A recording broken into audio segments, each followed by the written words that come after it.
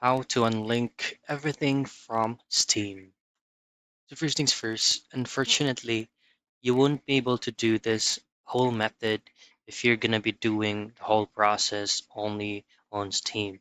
Because if you go ahead into Steam logo and then heading out into settings, you won't be able to manage or to access the settings directly from Steam if you would like to delete or remove any platforms that you've connected your Steam account with.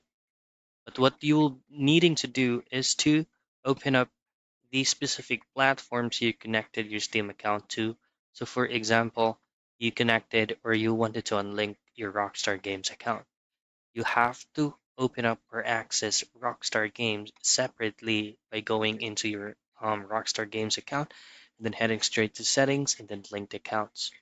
Now you'll have to unlink your Rockstar Games to Steam, but you'll have to do it on the Rockstar Games website. And that's it. That's how you unlink everything from Steam.